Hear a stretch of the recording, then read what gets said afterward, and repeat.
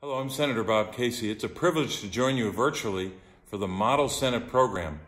This program will help us to develop the next generation of lawmakers, the next generation of leaders. I believe it will also provide each of you with an understanding of how our government works and so much more. You all know that the legislative process is really part of the foundation of self-government, and the legislative process is also the heart of our democracy. So I commend each of you for participating, and I applaud the World Affairs Council of Philadelphia for convening this event. With the challenges of the 21st century, from healthcare to food insecurity, from pandemics to terrorism, from the rapid spread of online misinformation to climate change and so much more, it's never, ever been more important to engage young people like you to rise to those challenges and to try to provide solutions. Just by way of a couple of examples, I know at least two that you'll be wrestling with. Number one, how do we ensure, for example, that social media companies take their obligation to protect users seriously? As you know, under Section 230 of the Communications Decency Act of 1996, online platforms cannot be held liable for third-party content posted to their sites. So is it simply a matter of free speech, as some would argue, or as others argue, is it a matter of protecting people in our democracy from extremism and even physical harm? That's a tough question. So these are the kinds of questions that you'll be wrestling with, and they're questions we have to ponder and work on in the United States Senate, and I'm sure and I know the same is true of the House as well. Here's a second issue I know you'll be dealing with, which is not just climate change generally, but the role that so-called CCS or CCUS, depending on what you call it, carbon capture and sequestration, or carbon capture, utilization, and storage is another way of saying it. But these technologies are not only necessary to reduce emissions and achieve the goals of the Paris Climate Accords, but they have the potential to create thousands of new, good-paying jobs. So although I can say after the COP26 meeting in Scotland, just in the last 2 to 3 weeks, I can say that we've made some progress. We still have a lot of tough questions to wrestle with and provide answers to. So I know that some of your deliberations and some of your work will yield some of those answers to those tough questions.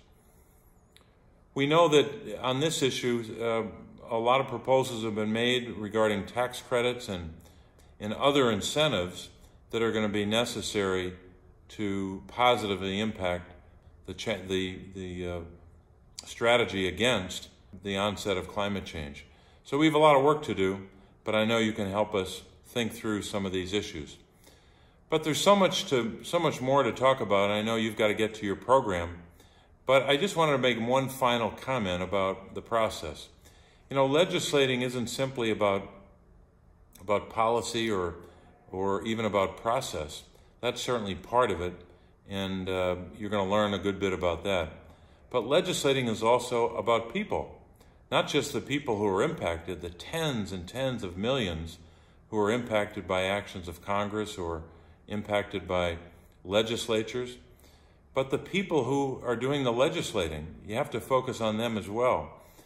Sometimes you can achieve consensus or make progress or even have a real breakthrough on an issue because you have gotten to know and have developed a good relationship with, even a trusting relationship with a person with whom you're working. It could be a person in your own party, but you have to have help from both parties. So developing a trusting relationship with someone in the other party is also important as well.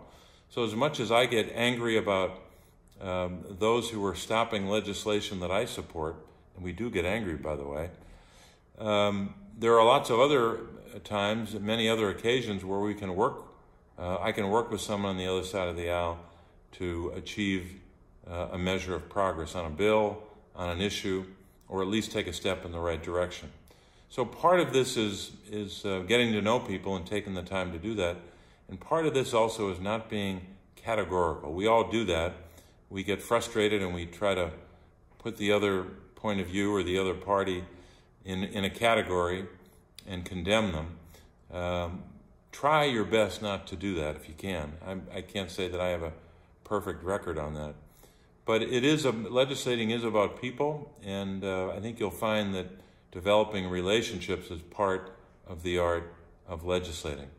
So I know you're going to learn an awful lot, and I have no doubt that because of this experience, you will have a better insight than most citizens do as to the mechanics of and the difficulty of working with our system. It is not an easy system to master. It's not an easy system to have a result yielded, as you can tell from the recent back and forth in Washington. But it's the best system in the world on most days, and we have to continue our best to develop those legislators of the future. And those of you participating are those legislators. You are those leaders, and your country will need your help.